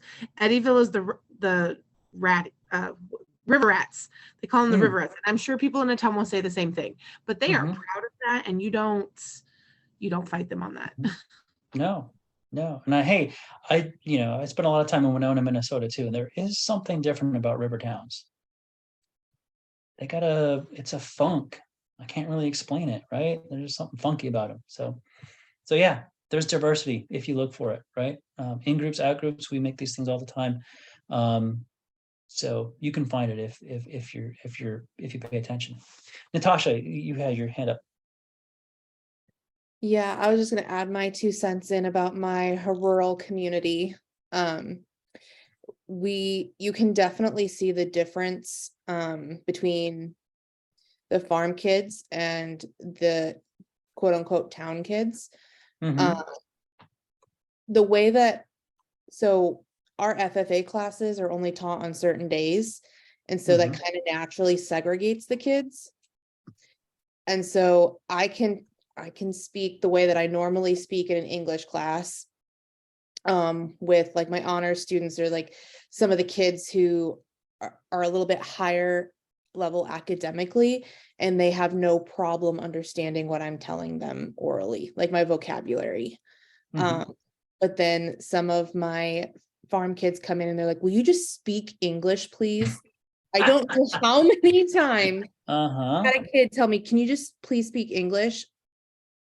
I don't know what irrelevant means. Can you speak my English? And it got me, like, as we're talking about this today, I'm like, I have to change my English to meet their needs, because it's just going to go right over their head. Like, I had to explain the other day what it meant for something to be deemed irrelevant. Right. They didn't know what deemed mean. They didn't know what deemed meant, and they didn't know what irrelevant meant. Right. Yeah, you're struggling with that, and like Zach is saying, you also got to try to teach him Shakespeare, which is modern English. It's modern, right? But students look at that and they're just like, that's a foreign language. And then trying to teach them, or even getting them to buy into, why would they need to? I've had a kid literally ask me that.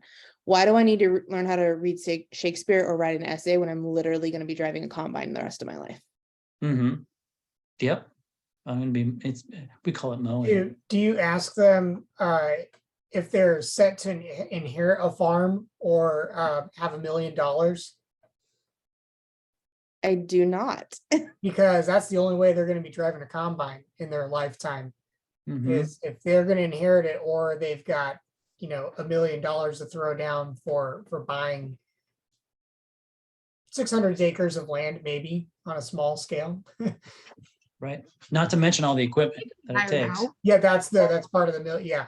Because I had kids when I taught in a rural town. They're like, I'm just going to be a farmhand. I'm like, I'm sorry, farmhands don't exist anymore. You have computers that do all that. You have big combines that, you know, you got to go detassel there in Nebraska. But other than that, there's not a Or lot. they can work for Bill Gates because he's buying a lot of farmland. Well, So the agricultural jobs are all, it's all the equipment stuff. I have an uncle who runs the farm, and I mean, he runs several other people's farms because he's just that good. And he has a master's in electrical engineering and used to work for NORAD. So he does pretty well for himself that way. But he knows a lot about what he's doing. He's on the forefront of technology since the 80s. But yeah, I have an uncle who works for Kuhn, which is it's a John Deere like thing based out of Belgium.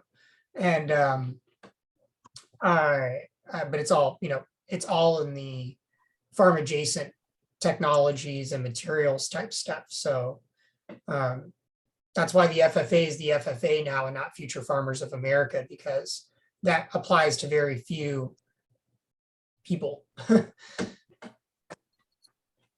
Farming is big business. And so, when you try to justify what it is, they often don't think of that, right? Okay, I'm trying to work with Zoom here. Sorry. So, Anna, you have your hand up here.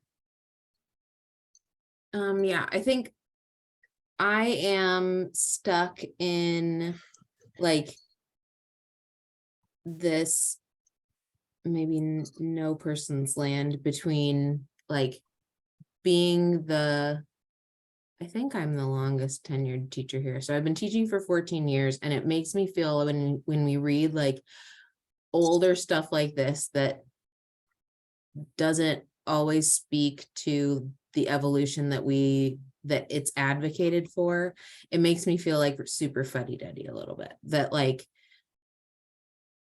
what I kept coming back to, like, even though I believe this, I keep coming back to, I have not seen it translate that like I value these things. And I'm, you know, like, for instance, I'm teaching Their Eyes Were Watching God right now. And we talk about like the beauty of the language, even in like the dialect in which it's written, that like emphasizing like how much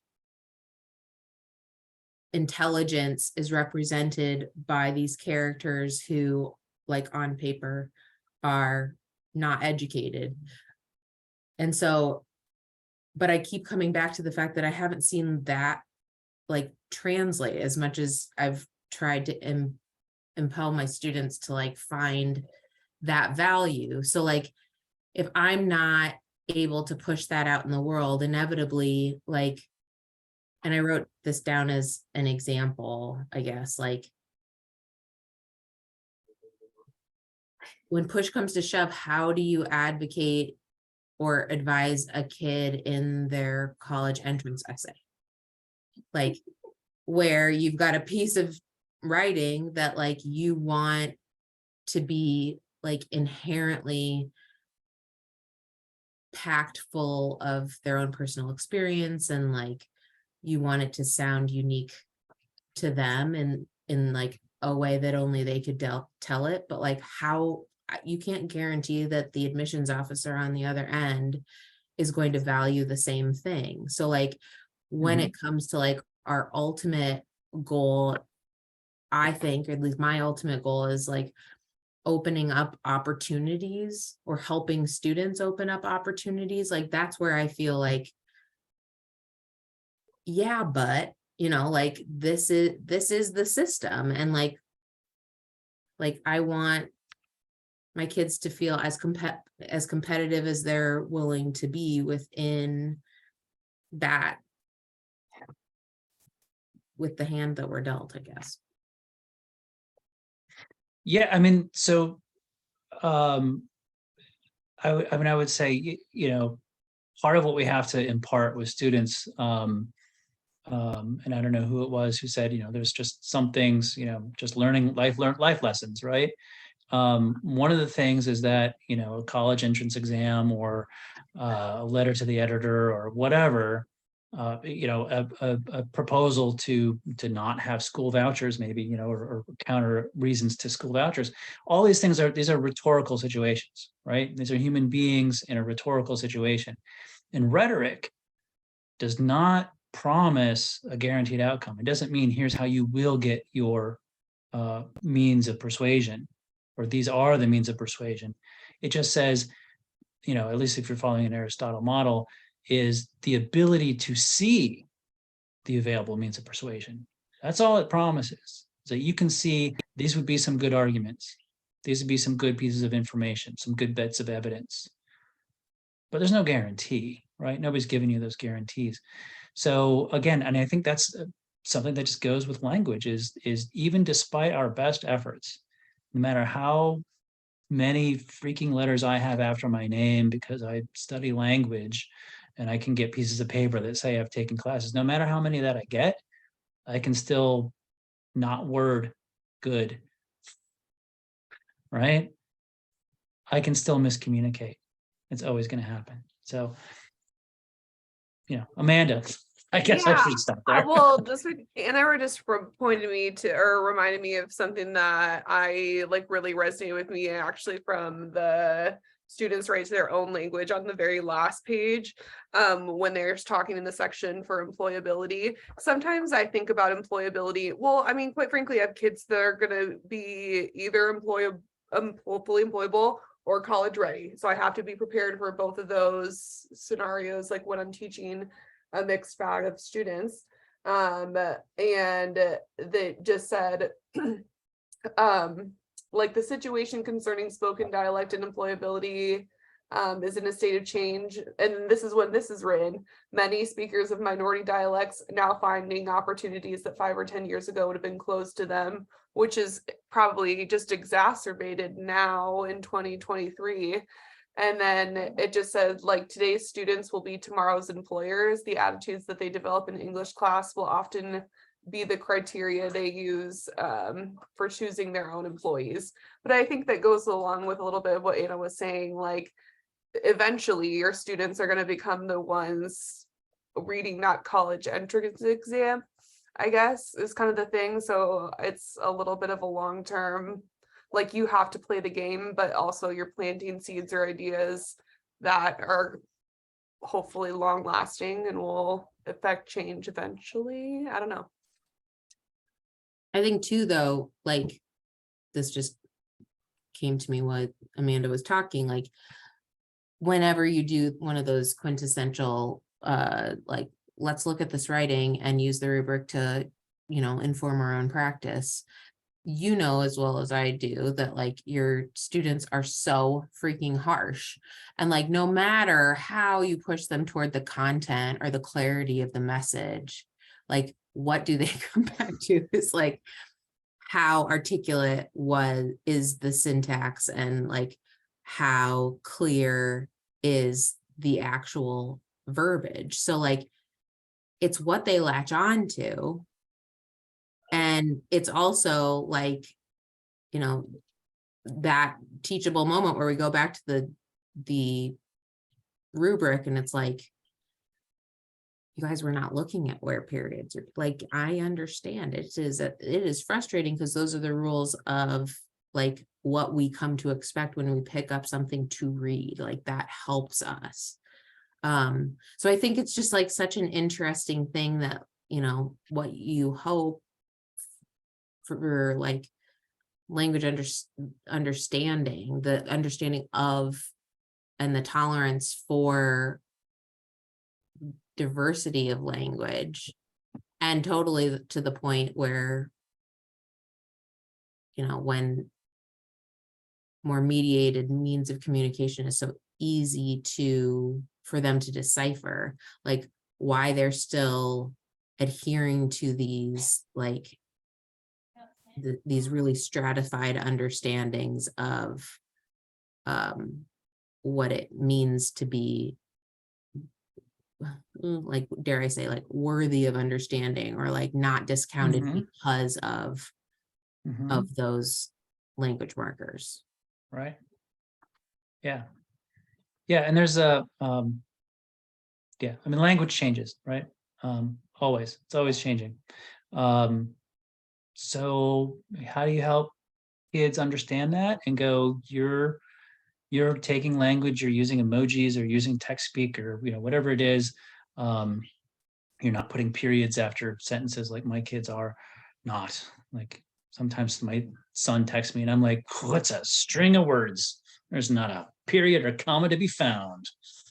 Or they're What do you mean? using I can commas as periods. Yeah, right. Yeah, yeah. Or no, or that's a new text. Well, right? the literacy of it is if you put a period at the end, you're serious. Right. It's a finite, final thing. There's You're like, emotional "Dude, why is he content. so angry at me? Yeah, yeah. Right. Look at that yeah. period. Right. But these are changing, right? And so, but we still need to understand, and we still need to, help them understand that that adaptation's fine, but like Delpit says, there's various different ways in which these things happen, and how can you as a student navigate them, because that is the world. You will find, you guys still got to put up with people, who are who maybe have a business, and they will call people out for using, I don't know, whatever tech speak is part of their literacy repertoire, right? So they have to be able to take what they know, the literacies they do have, and move them towards something else so that they can be accepted. That's just how people are, right? There is a way in which, I think any immigrant does want to learn English simply because they understand that that's how we do business in the world here in the United States, right? They know, they do. But there are ways in which they also want to preserve their home language and their home cultures, right? So how can we get both of those things to happen? Those are some of the questions, right? I think this also speaks to Street. And I want to get to him before we leave, and some of the questions that Tiffany may have had there.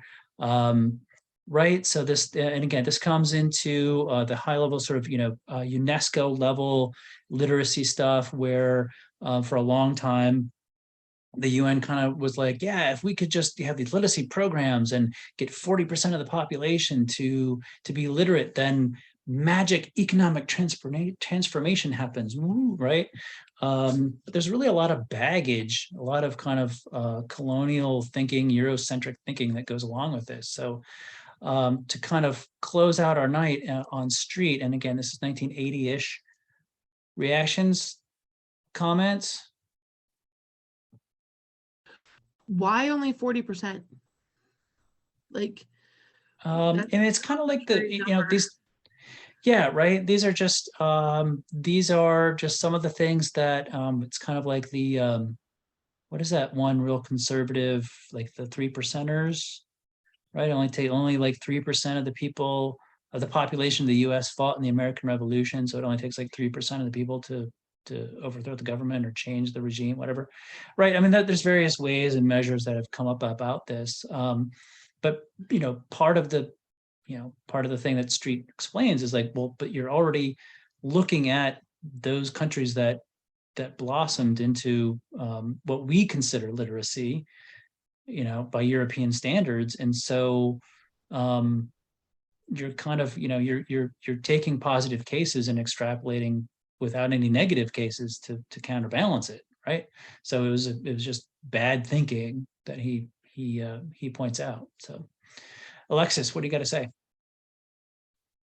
I don't know if it was because of the time of day, but my eyes went cross-eyed while reading this, and I don't know if it was the constant reference to the different models and trying to keep them separate. But to the 40% question, I kept thinking about our SRG, and where 0 is 0, but a 1 is 40.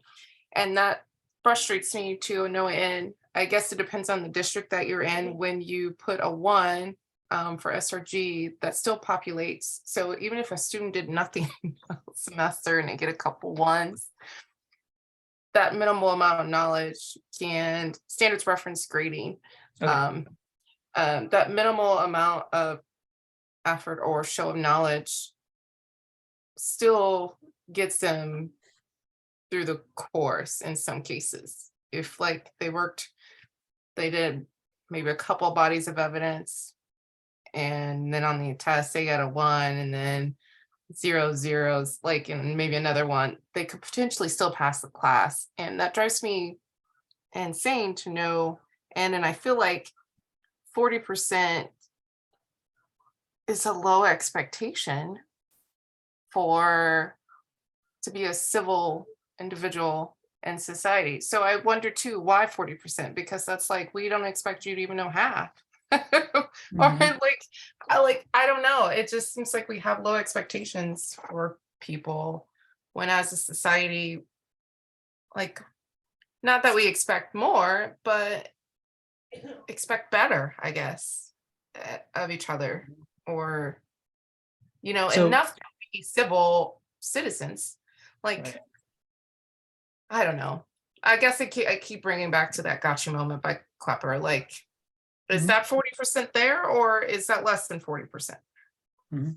on So those part moments? of the thing that, like, let me just get a preface here, kind of, my notes, and the biggest takeaway from Street is knowing that there is the great divide between oral and literate societies. That was, for many years of the 20th century, that was the big thing. Like, why in the post-World War II era, why do we have some countries that are, fantastically economically and industrially advanced, and others that just, they just have struggled along throughout the World War era, the interwar era, and even beyond. They just can't really seem to become part of the neoliberal world order, right? And so they're economically depressed.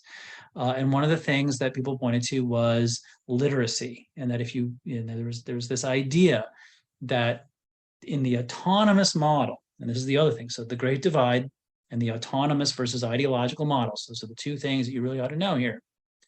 In the autonomous model, literacy is this thing that allows for this exteriorization of thought. You put your thoughts exteriors. You can now reflect on them critically and engage them as a thing independent of itself or of you. It has this hierarchical ordering, right? So that you can now see your kind of propositional logic going through, right? This is all developed in ancient Greece, by the way, right? So because of that, because of what the autonomous model says, is that this alphabetic script, alphabetic literacy, allowed for all of this stuff to happen, and therefore led to philosophy, science experiments, and European civilization as a whole, right? And so without it, the kinds of economic activity, the kinds of buying and selling of goods, of having a market economy, having some sort of business, facility with capital, all those kinds of things can't happen without literacy, right? That was the old way. In the Great Divide between oral and literate societies, that's how it was conceived, because the autonomous model said so. Street comes along and says, F that.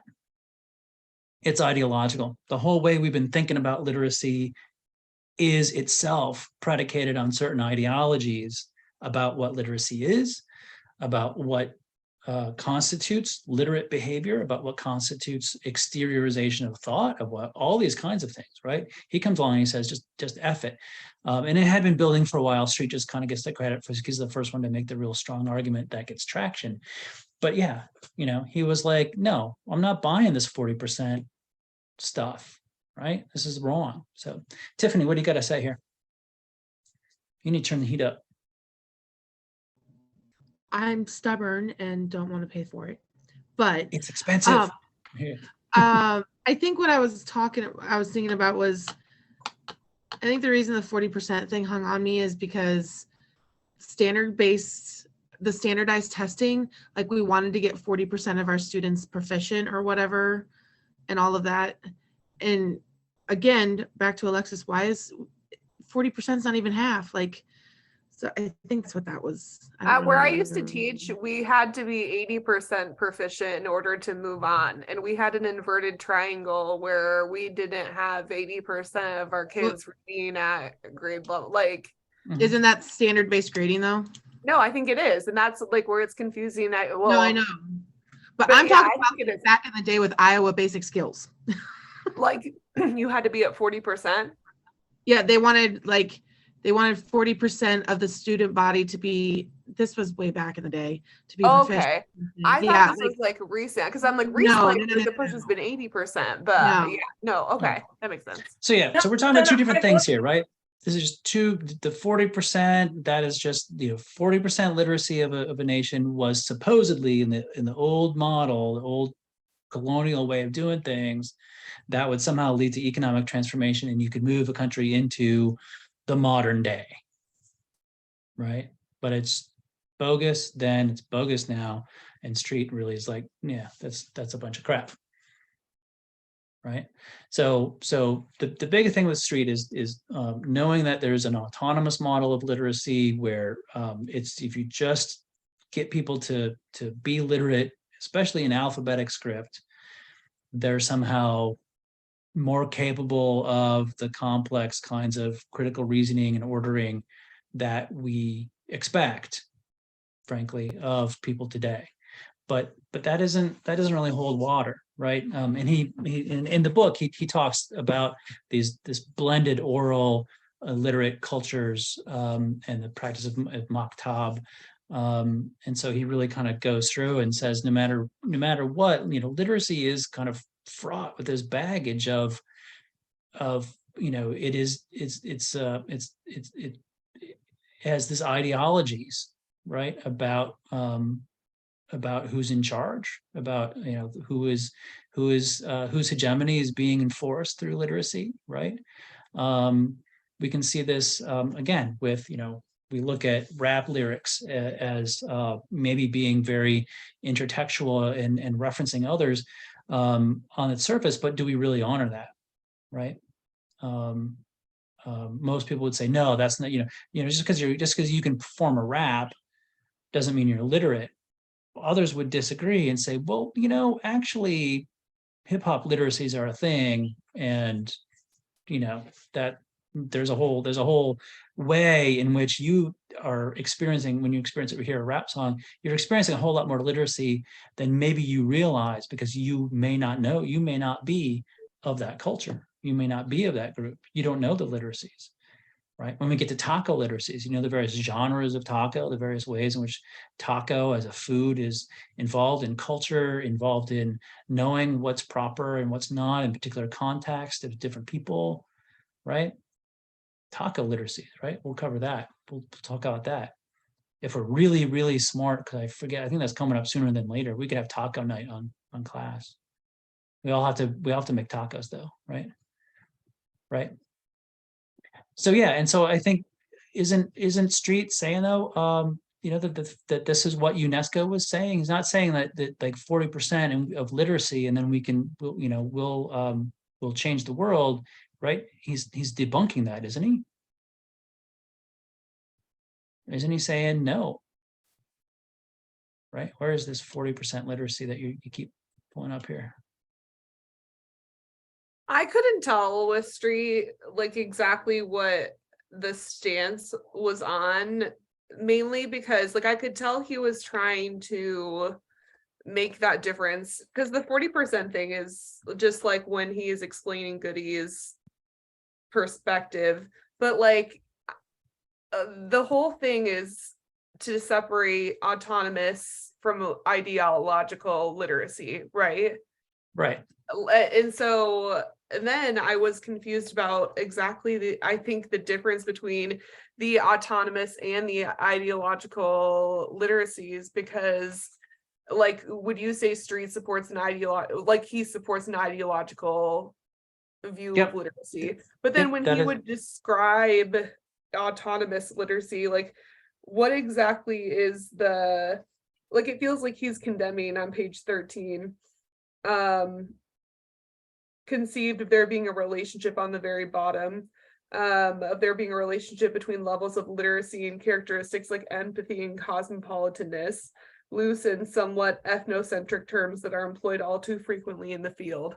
Would that be a viewpoint that's autonomous, or would that be a viewpoint that's ideological? Like I don't know. Mhm. Yeah, again, and maybe I just Right. can't tell the difference. Right. No, yeah, that's so his critique is that, yeah, even though this autonomous models and arguments for particular kinds of literacies like UNESCO was involved in that time in the 1980s, even though they're saying, oh, this is just, this is this external thing, and you just all you have to do is teach people to read and write, and all these magical things will happen, as if the teaching to read and write itself, without reference to anything else, will do magic.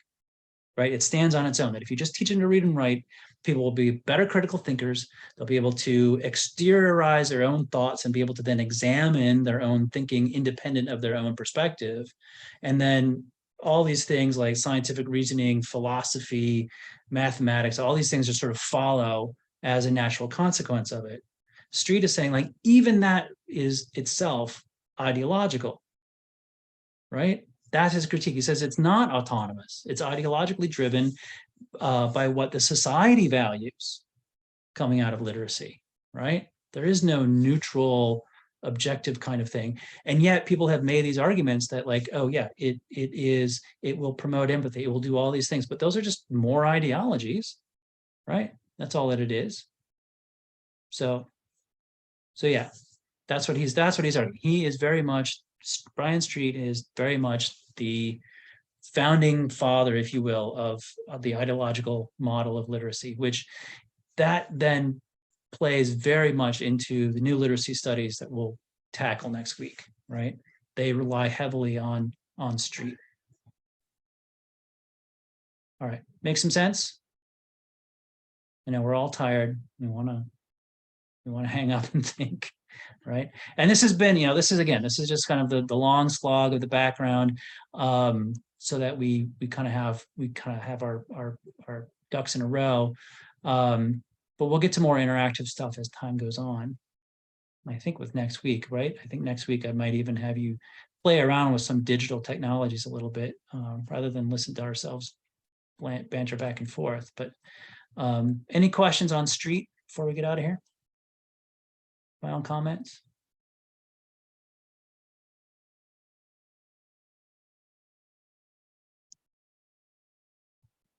No? All right, cool. All right, so yeah, big takeaways with that then: ideological versus autonomous model, and that somehow a society that is completely oral couldn't possibly be as technologically and economically advanced as first world nations. I would challenge that, especially with rural literacies, because rural literacies by and large are still fairly oral cultures. Doesn't mean they don't use literacy, doesn't mean they don't employ it. But I do think that a lot of the real commitments and relations that happen in rural cultures, rural towns, rural communities, a lot of it is oral, right? You're as good as your word. You got to do it on a handshake. Otherwise, you're just putting on some airs. You're being highfalutin, and we don't need that. That's just, that's disrespectful. So, all right. Who's going next week? Who's got questions that they're going to send me? I think it's Sarah and I, because I had to double up. Okay. You and Sarah are doubling up next week. Is that the one? Yes. Yeah. Yeah. Okay. Cool. All right.